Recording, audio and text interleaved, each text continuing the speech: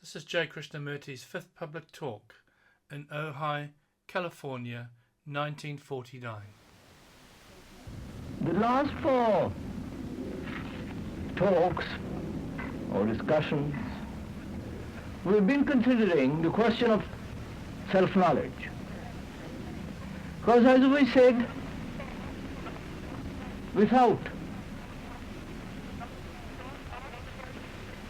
being aware of one's own process of thought and feeling, it's obviously not possible to act rightly or think rightly. So the essential purpose of these gatherings or discussions or meetings is really to see if one can, for oneself, directly experience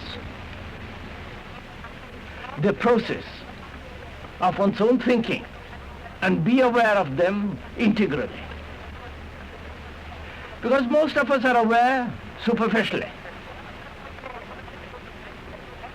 Perhaps on the upper level or the superficial level of the mind, but not as a total process. It is this total process that gives freedom, that gives comprehension, that gives understanding, not the partial process. Because some of us may know ourselves partially. At least we think we know ourselves little. But that little is not sufficient. Because if one knows oneself slightly, it acts as rather a hindrance than a help. And it's only in knowing oneself as a total process, psychologically and physiologically,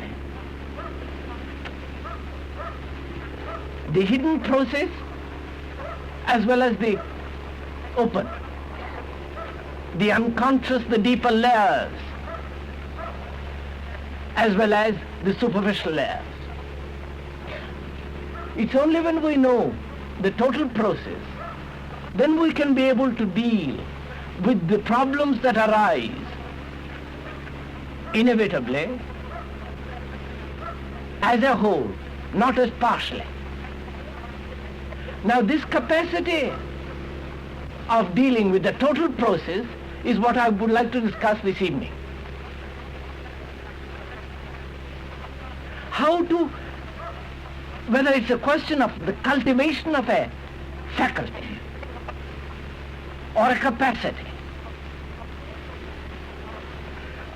which all implies a certain kind of specialization.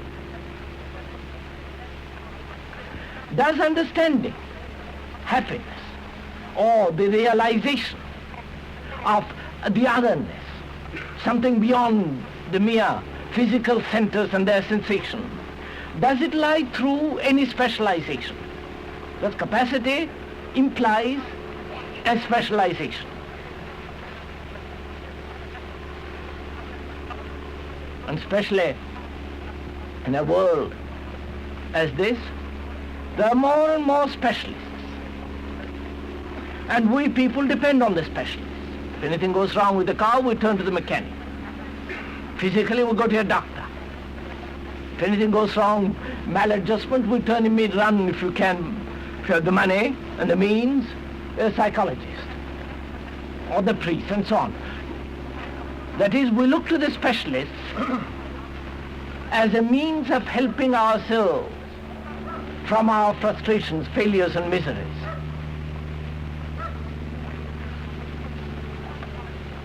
Now, does this understanding of ourselves demand a specialization?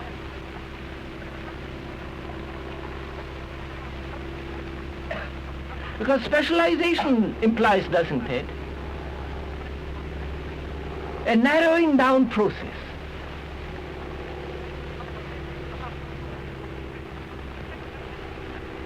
The specialist knows only his particular field, at whatever level. And does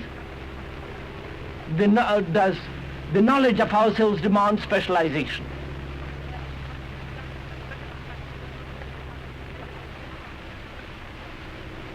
I do not think so. On the contrary, specialization implies, doesn't it, a narrowing down of the whole total process of our being to a particular point and specializing on that point.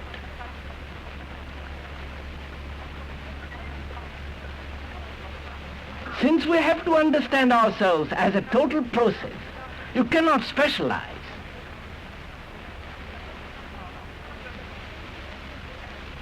And the specialization implies, obviously, exclusion. Whereas to know ourselves does not demand any kind of exclusion. On the contrary, it demands a complete awareness of ourselves as an integral process. And for that, specialization is a hindrance. After all, what is it that we have to have the capacity for? To know ourselves, which means to know our relationship with the world, surely.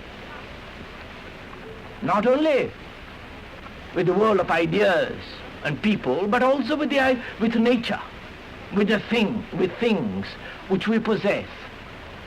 That is our life. Life being relationship to the whole.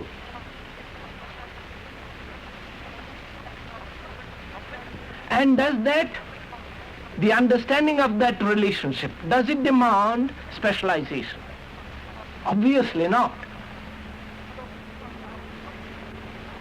What it demands is a capacity, the awareness of meeting it as a whole.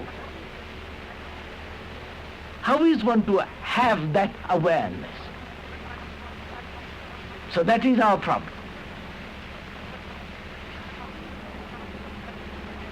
How is one to have the capacity, if I can use that word without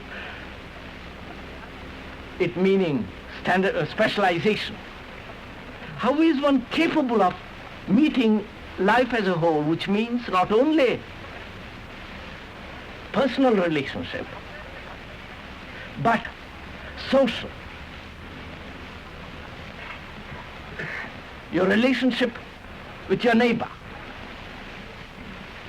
with nature, with the things that you possess, not only ideas, but the things that the mind makes, ideas, as well as the thing that mind manufactures, as illusion, as desire, and so on. All to be aware of this whole process of relationship. Surely that's our life, isn't it? There is no life without relationship.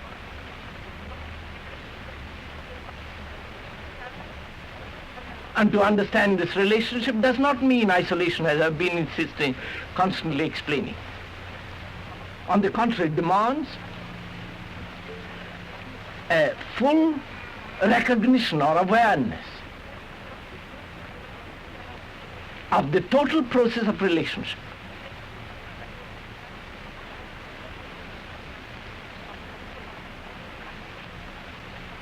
Now, how is one to be aware? How are we aware of anything?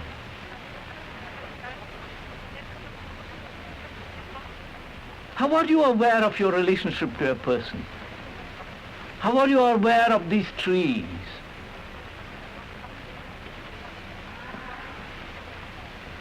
The calling of that cow. How are you aware of your reactions when you read a newspaper? If you read a newspaper.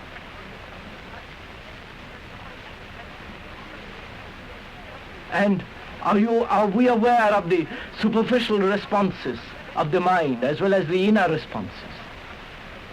How are we aware of anything? Surely we are aware, isn't it, first, as a response to a stimuli, which is an obvious fact. I see the tree and then there is a response. Sensation. Contact, identification and desire. That's the ordinary process, isn't it? We can observe this without studying any book. What actually takes place. Then, through identification, you have pleasure and pain.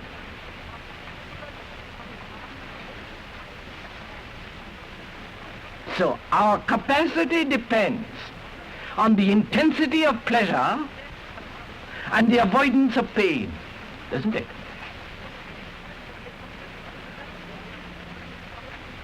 If you are interested in something which gives pleasure, there is capacity immediately. There is an awareness of that fact immediately. And if it is painful, the capacity is developed to avoid it.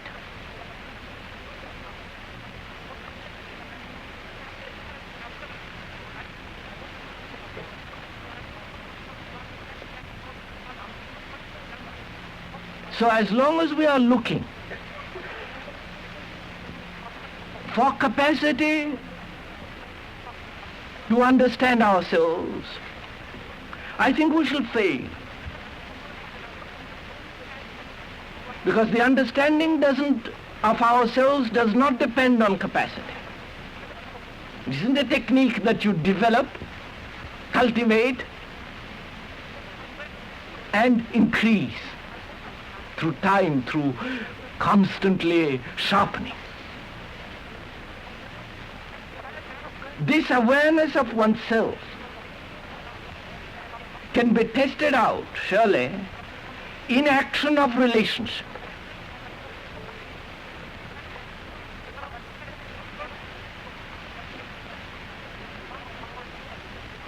Which can be tested out the way we talk, the way we behave.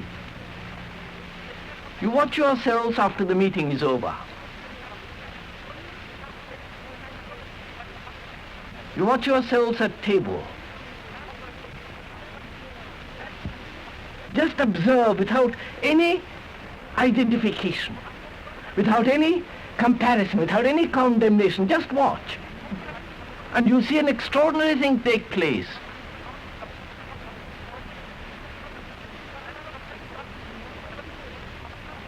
You not only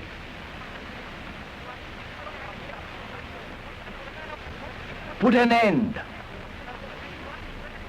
to an activity which is unconscious, because most of our activities are unconscious, unaware. You not only bring that to an end, but further you are aware of the motives of that action without inquiring, without digging into it. In other words, when you are aware, you see the whole process of your thinking and action. That is, it can only happen when there is no condemnation.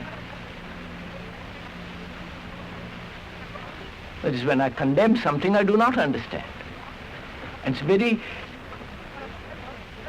it's one way of avoiding any kind of understanding. And I think most of us purposely do that. We condemn immediately. And we think we have understood it. But if we do not condemn, but regard it, be aware of it, then it begins to open up the great content of that action. You experiment with this and you will see it for yourself. Just be aware without any sense of justification.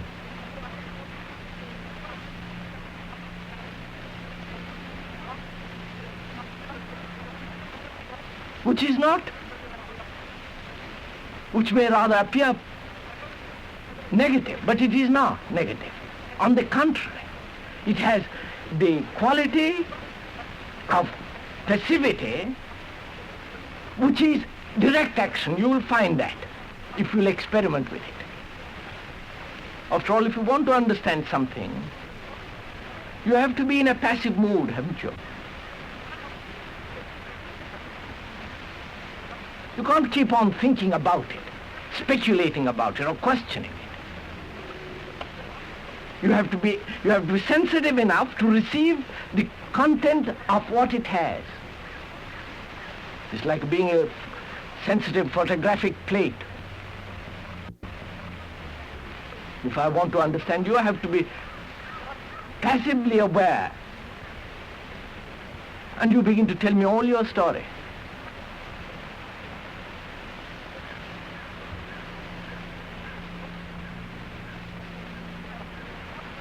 Surely that is not a question of capacity or specialization. Because through that, in that process, we begin to understand ourselves. Not only the superficial layers of our consciousness, but the deeper, which is much more important. Because there are all our motives, our intentions, our hidden pursuits, demands, anxieties, fears, appetites. Outwardly you may have them all under control, but inwardly they are boiling. Until those have been completely understood through awareness, obviously there cannot be freedom, there cannot be happiness, there is no intelligence. So, is intelligence a matter of specialization?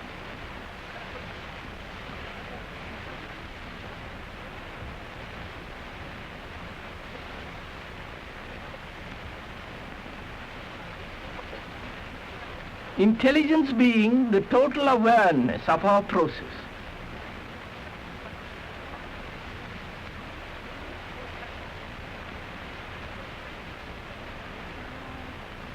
And is that intelligence to be cultivated through any form of specialization? Because that is what's happening, isn't it? You are listening to me thinking that I'm a specialist. Probably, I hope not. The priest, the doctor, the engineer, the industrialist, the businessman, the professor. We have that mentality of all that specialization. And we think to realize the highest form of intelligence, which is truth, which is God, which cannot be described, to realize that, we think we have to make ourselves specialists. We study, we group, we search out.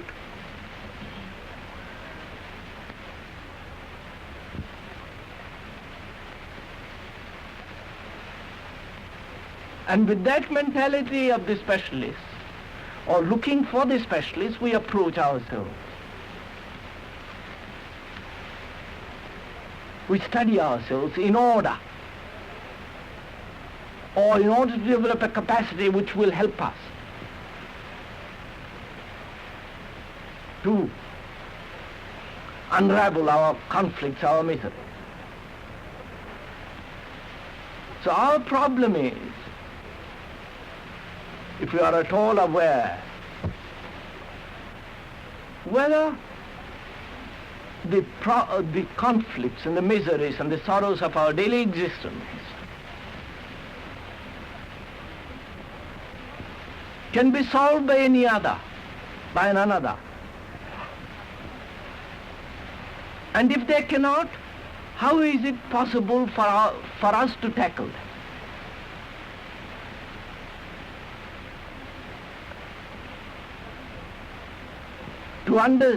To understand a problem, obviously, requires certain intelligence. And that intelligence cannot be derived or cultivated through specialization. But that intelligence comes into being when we are passively aware of the whole process of ourselves.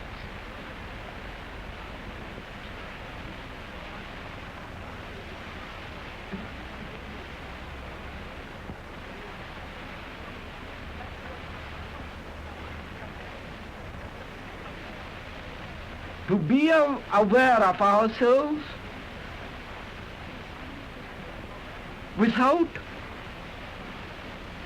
choice, without choosing what is right and what is wrong in the total awareness. Because when one is passively aware, you will see out of that passivity, which is not idleness, which is not sleep, but extreme alertness, you will see when one is extremely alert, passively aware, the problem has quite a different significance, which means there is no longer identification with the problem. And therefore there is no judgment of the problem. And hence the problem begins to reveal its contents. And if you are able to do that constantly, continually,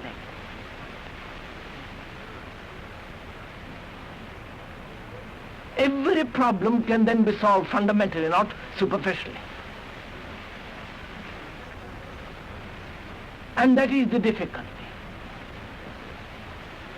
Because most of us are incapable of being passively aware. To let the problem tell the story without your interpreting the problem. To look at the problem dispassionately, if you like to use that word.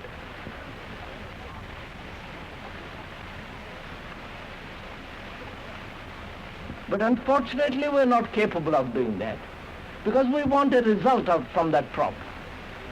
We want an answer. We are looking to an end.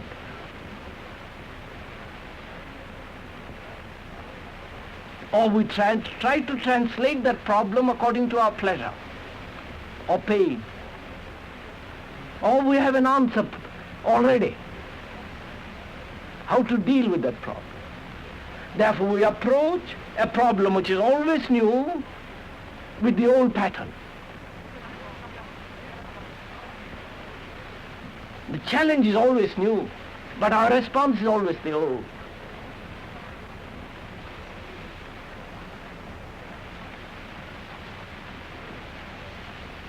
And our difficulty is to meet the challenge adequately. That is fully. And one can meet the challenge, the problem fully, which is the problem of relationship. There is no other problem.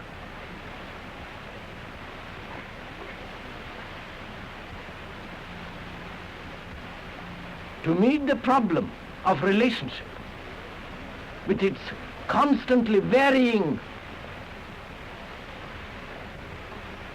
demands, to meet it rightly, to meet it adequately, one has to be aware passively.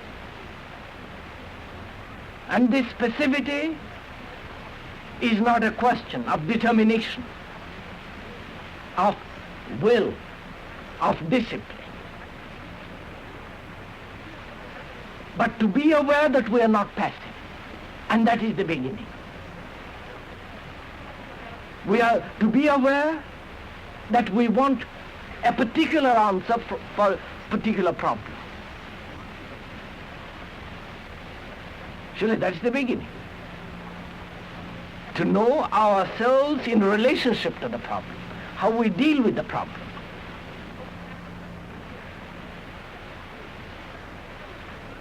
Then as we begin to know ourselves in relationship to the problem, how we respond, what are our various prejudices, demands, pursuits in meeting that problem. To be aware of it will reveal the process of our own thinking, of our own inward nature. And from that, there is a release.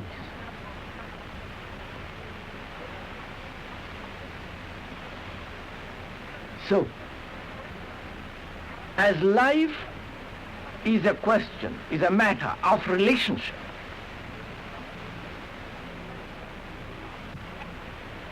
and to understand that relationship which is not static,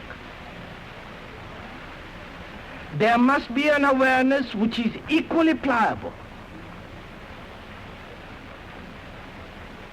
Therefore, there must be an awareness which is passive, not aggressively positive.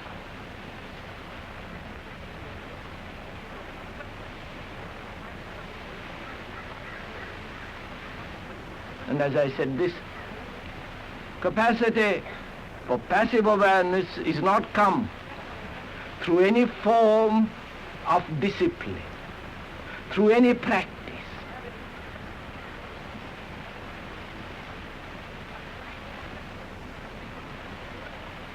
But to be merely aware from moment to moment of our thinking and feeling,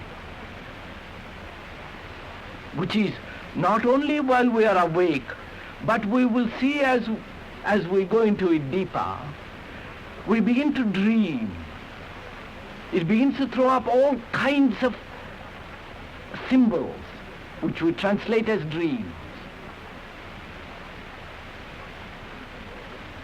So we open the door into the hidden, which is already known. But to find the unknown, we must go beyond the known.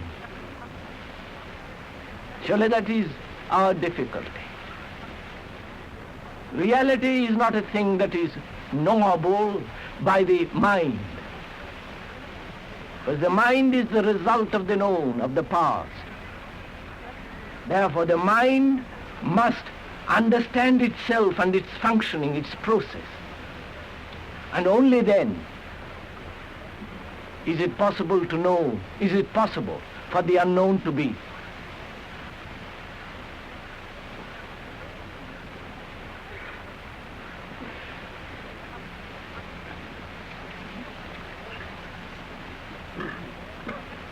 All religions have insisted on some kind of self-discipline to moderate the instincts of the brute in man.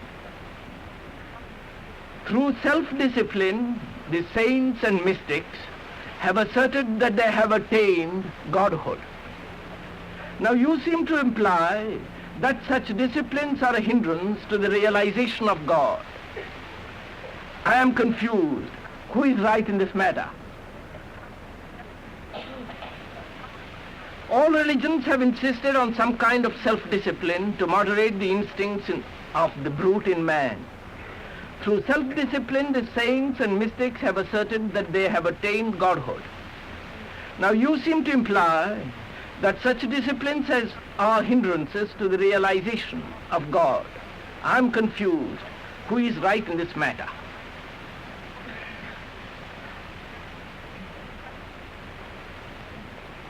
Surely it is not a question of who is right in this matter.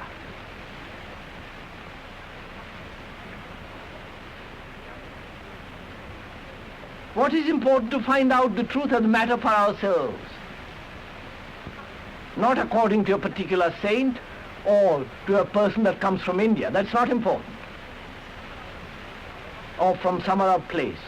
More exotic the better. But what is important is to find out for ourselves the truth of this matter. So let us examine it together. Because it's your problem. You're caught in this. Someone says discipline, another says no discipline. Generally what happens is,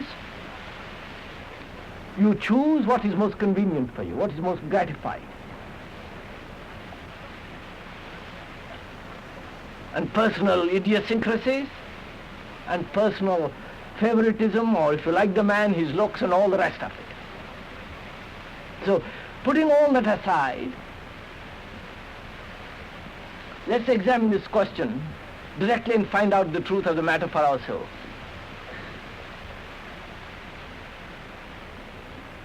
Because in this question a great deal is involved, and we have to approach it very cautiously and hesitantly.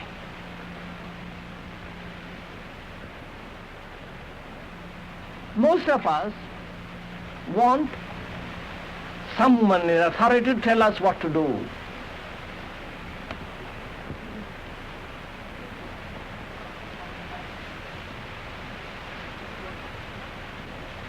We look for a direction in conduct.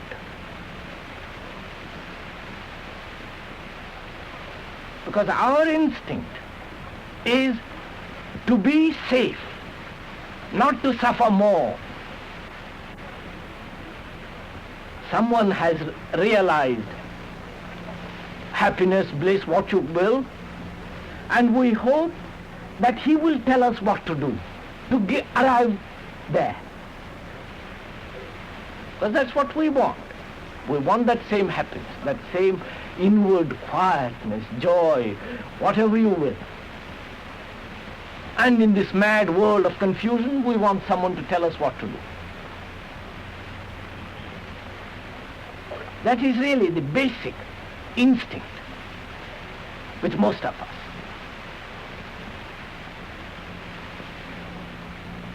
And according to that instinct, we pattern our action. Is God, is that highest thing, unnameable and not to be measured by words,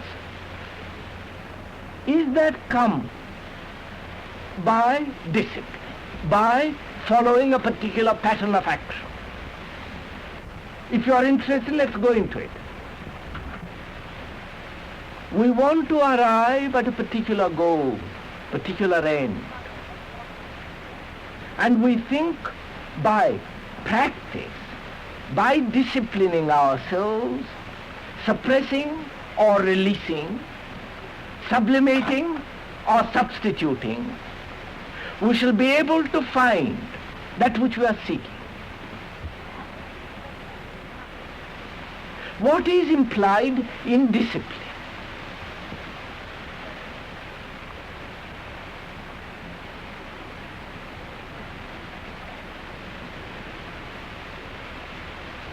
Why do we discipline ourselves? If we do, I doubt if we do, but why do we do it? No, seriously, why do we do it? Is discipline and intelligence,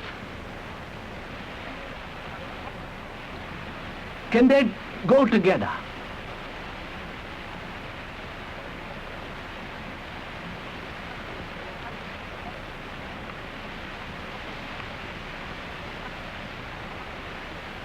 So let us inquire into it fully and see how far go into this matter.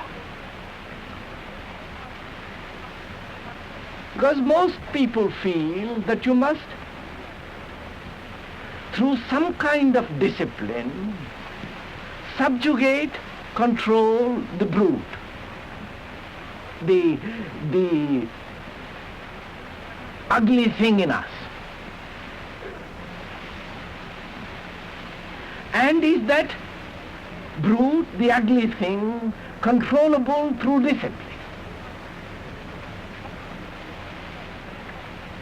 What do we mean by discipline?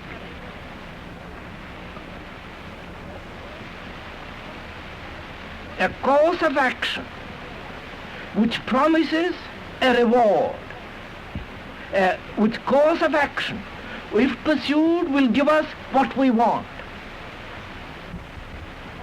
It may be positive or negative.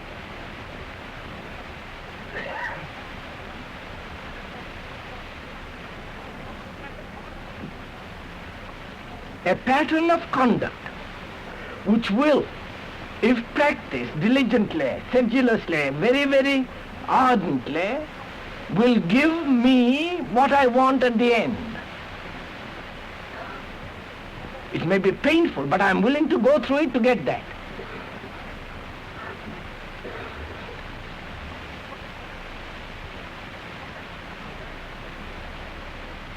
That is the self, which is aggressive, selfish, hypocritical, anxious, fearful, the whole of it.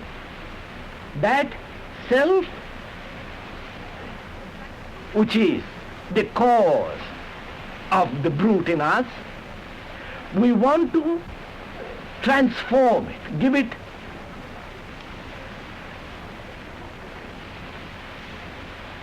subjugate it, destroy it. And how is this to be done? Is it to be done through discipline or through an intelligent understanding of the parts of the self, what the self is, how it comes into being and so on? That is, shall we destroy the brute in man through compulsion or through intelligence? And is intelligence a matter of discipline? Let us for the time being forget what the saints and all the rest people have said. And I do not know if they have said it. Not that I am an expert on saints. But let us go into the matter for ourselves as though you're for the first time looking at this problem. Then we shall have something creative at the end of it, not just quotations of what other people have said, which is so vain and useless.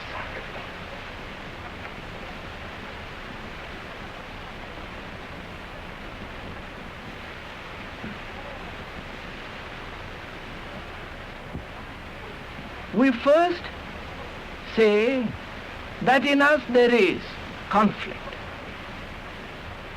The black against the white, anger against peace, and so on, greed against non-greed. I am greedy, which creates pain, and to be rid of that greed, I must discipline myself. That is, resist any form of conflict which gives me pain, which I call greed. Antisocial, it is antisocial, it is unethical, it is not saintly, and so on, so on, so on. Various social, religious reasons, we want to resist it.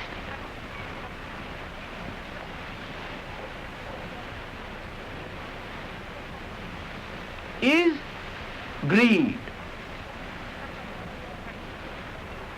destroyed or put away from us through compulsion?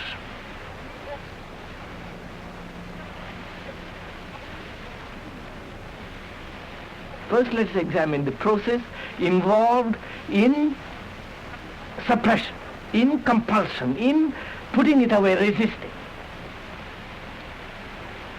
What happens when you do that, when you resist greed? Who is the thing that is resisting greed?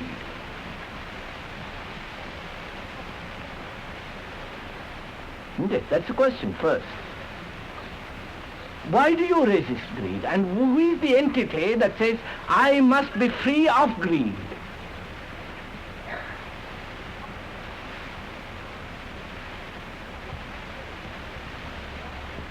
The entity that says, I must be free, is also greed, is he not? Because up to now, greed has paid him. And now it is painful, therefore he says, I must get rid of it. The motive to get rid of it is still a process of greed, because he wants to be something which he is not. I don't know.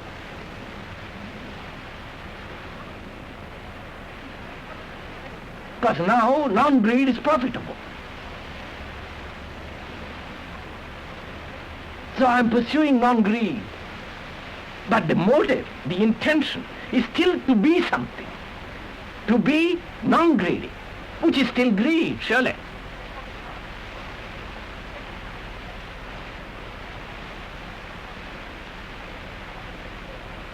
Which is again a negative form of the emphasis of the me.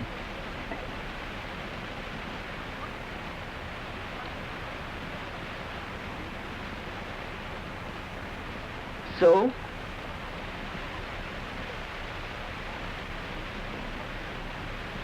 being greedy, we find that is painful for various reasons which are obvious.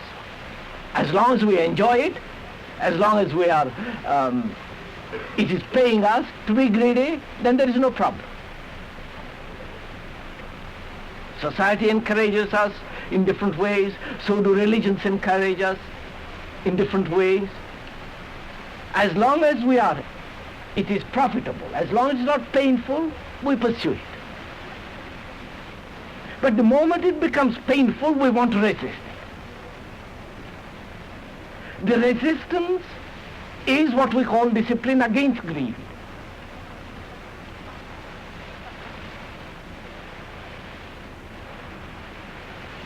And are we free from greed through resistance, through sublimation, through suppression? Any act on the part of me who wants to be free from greed is still greed. Therefore, any action, any response on my part towards greed is obviously not the solution.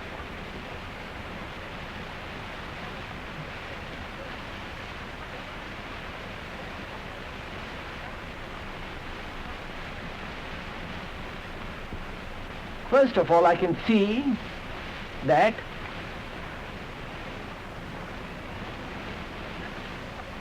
there must be a quiet mind, undisturbed mind, to understand anything. Especially something which I do not know. Something which my mind cannot fathom. As the questioner says, God. To find that, to realize that, to understand that, there must be a quiet mind, obviously. To understand anything, any intricate problem, mathematic or relationship or any problem, there must be a certain quiet depth to the mind. And is that quiet depth to the mind come through any form of compulsion? I may compel the superficial mind. It may compel itself and make itself quiet. But surely, such quietness is the quietness of decay, death. It is not capable of adaptability, pliability, sensitivity.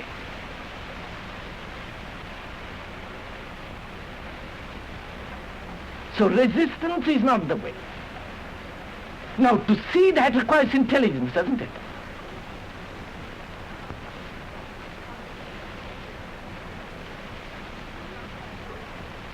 To see that the mind is made dull by compulsion is already the beginning of intelligence, isn't it?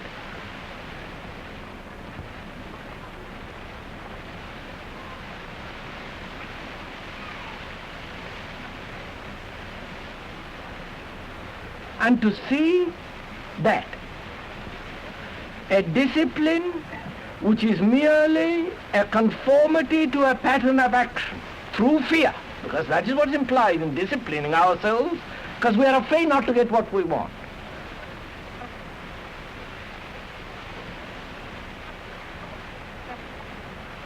And so the mind, what happens when you discipline the mind? When you discipline your being? Surely it becomes very hard, doesn't it? Unpliable, not quick, adjustable. Don't you know people who have disciplined themselves?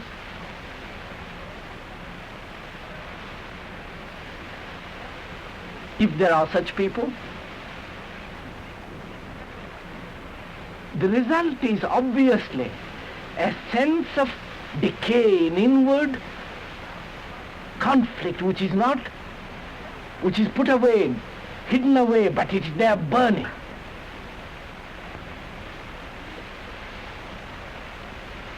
So our question is then, our problem is, seeing that discipline merely creates a habit, and a habit is not intelligence, and merely resistance. Such a habit is obviously cannot be productive of intelligence. Habit never is. Practice never is. You may be very clever with your fingers by practicing the piano.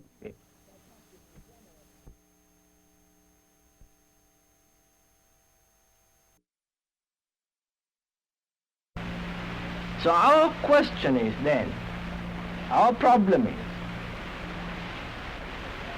seeing that discipline merely creates a habit, and a habit is not intelligence, and merely resistance. Such a habit is obviously cannot be productive of intelligence. Habit never is. Practice never is. You may be very clever with your fingers by practicing the piano or making something with your hands. But the intelligence is demanded to direct the hand. And we are now inquiring into that intelligence.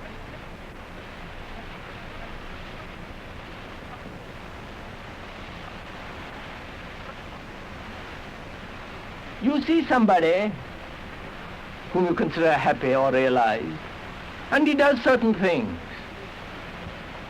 And you, wanting that happiness, imitate him.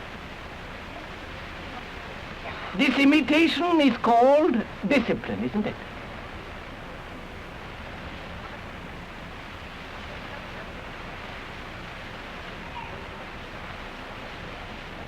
Because we imitate in order to receive what he has. We copy in order to be happy, which you think he has.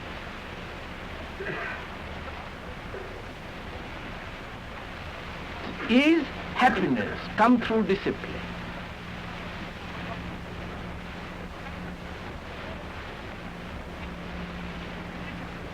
And by practicing a certain rules, by practicing certain disciplines, mode of conduct, are you ever free? Surely there must be freedom for discovery, mustn't there? If you discover anything, you must be free inwardly, which is an obvious fact. Are you free by shaping your mind in a particular action, which we call discipline? Obviously you're not. You're merely a repetitive machine resisting according to a certain conclusion, according to a certain mode of conduct. So freedom cannot come through discipline.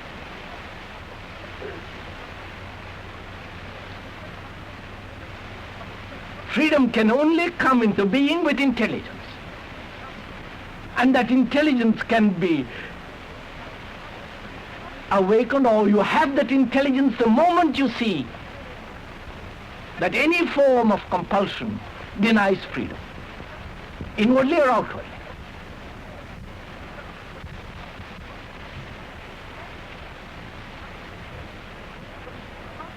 So the first requirement,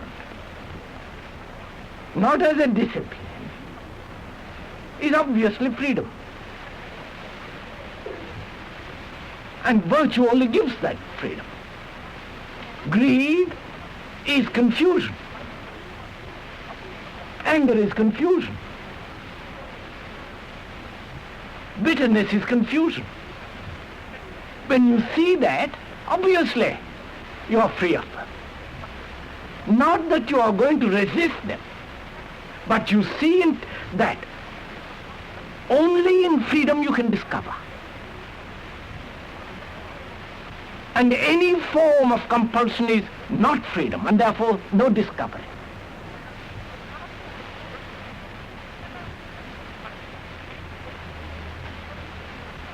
Surely what virtue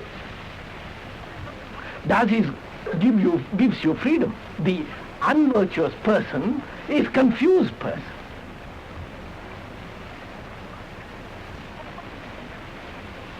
And in confusion, obviously, you can never discover anything. How can you?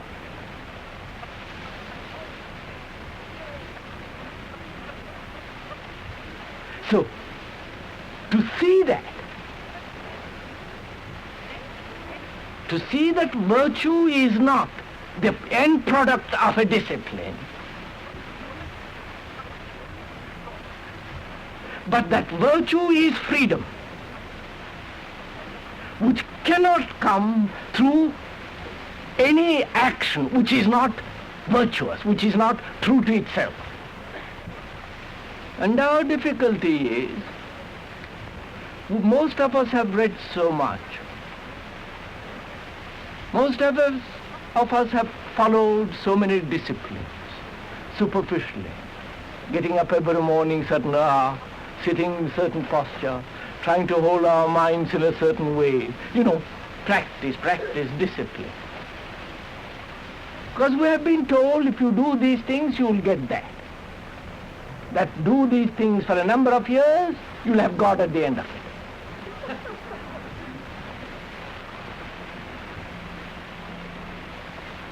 I may put it crudely, but that's what is the basis of our thinking. Surely God doesn't come so easily as all that. That's mere marketable thing. I do this and you give me that.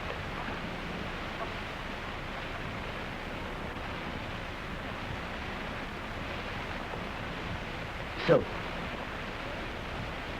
since most of us are so conditioned by external influences, by religious doctrines, beliefs, and by our own demand, inward demand to arrive at something, gain something, has so conditioned each one of us that it's very difficult for us to think of this problem anew without thinking in terms of discipline.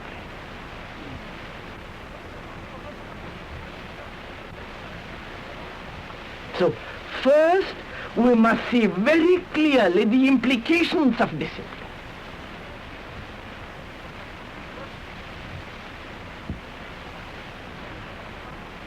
How it narrows down the mind, limits the mind, compels the mind to a particular action through our desire, through influences and all the rest of it. And a conditioned mind, however conditioned so-called virtuously, cannot possibly be free and therefore understand reality.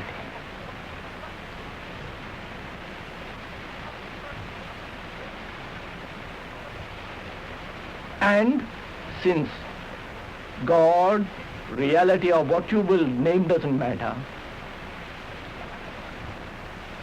can only come into being when there is freedom.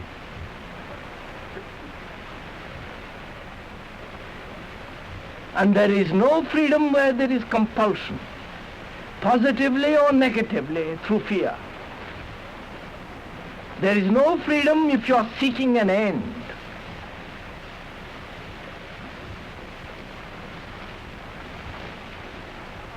You are tied to that end. You may be free from the past, but the future holds you. And that's not freedom.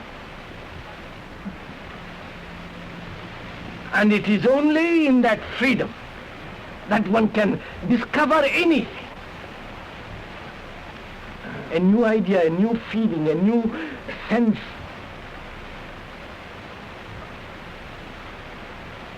And surely Any form of discipline which is based on compulsion denies that freedom.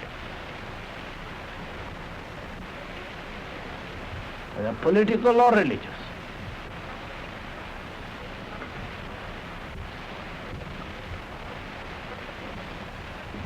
And since discipline, which is the conformity to an action with an end in view, is binding, the mind can never be free. It can only function within that groove, like a gramophone, like a record.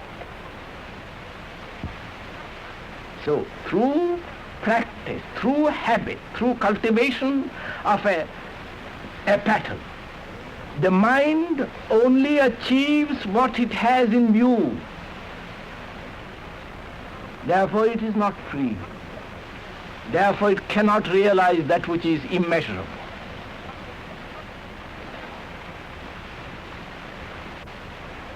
So to see, be aware of that whole process, why the mind, why you are constantly disciplining yourself to public opinion, to certain saints, to, the whole business of conforming to opinion, which is whether saint or of neighbor is the same, to conform. To be aware of this whole conformity through practice, through subtle ways of submitting yourself, denying, asserting, suppressing, sublimating, all implying conformity to a pattern. Seeing, being aware of that is already the beginning of freedom, from which there is virtue. Virtue surely is not the cultivation of a particular idea. Non-greed, say for instance, non-greed, if pursued as an end, is no longer virtue, is it? That is, if you are conscious that you are non-greedy, are you virtuous? And yet that's what we are doing through discipline.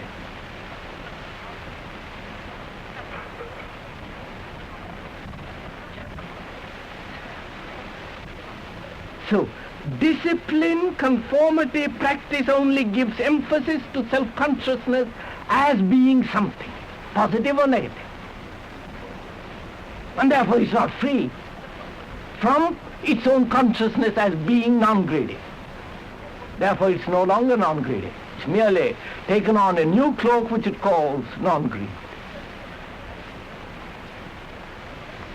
If we see the total process of all this, the motivation, the desire for an end, the conformity to a pattern, the desire to be secure in pursuing a pattern, that is moving from known to known, always within the limits of its own self-enclosing process. To see all that, to be aware of it, is the beginning of intelligence. And the intelligence doesn't have to be virtuous or non-virtuous. It is not capable of being put into a pattern as virtue or not virtue. Because intelligence brings freedom. Not licentiousness, not disorder.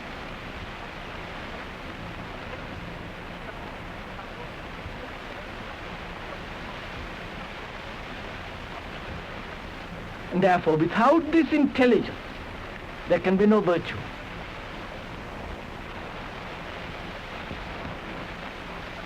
And virtue gives freedom. And in freedom, there comes into being reality. If you see this whole process totally in its entirety, then you will find there is no conflict. It is because we are in conflict and because we want to escape from that conflict, we turn to resort to various forms of disciplines, denials and adjustments. But when we see what is the process of conflict, then there is no question of discipline. Because we are then from moment to moment are understanding the ways of conflict. And that requires great alertness, watching yourself all the time. And the curious part of it is, though you may not be watchful all the time, there is a recording process going on inwardly, once the intention is right.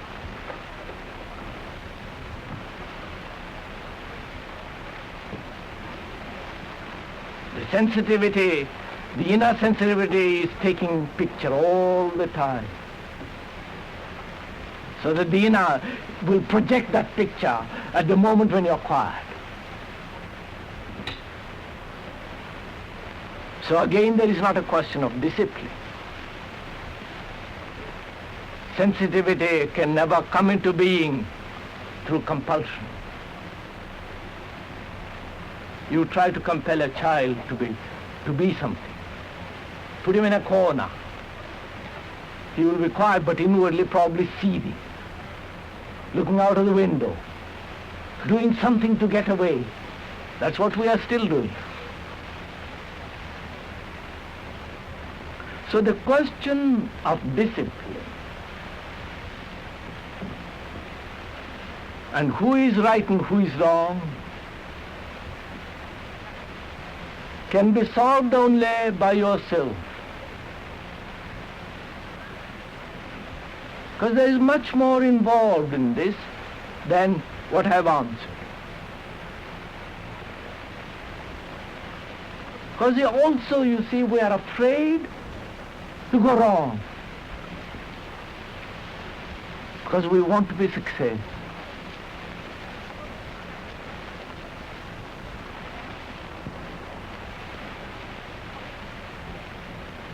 Fear is the bottom of this desire to be disciplined.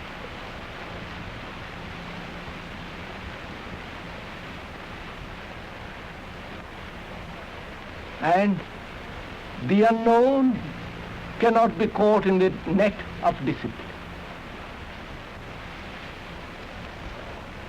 On the contrary, the unknown must have freedom, not the pattern of your mind.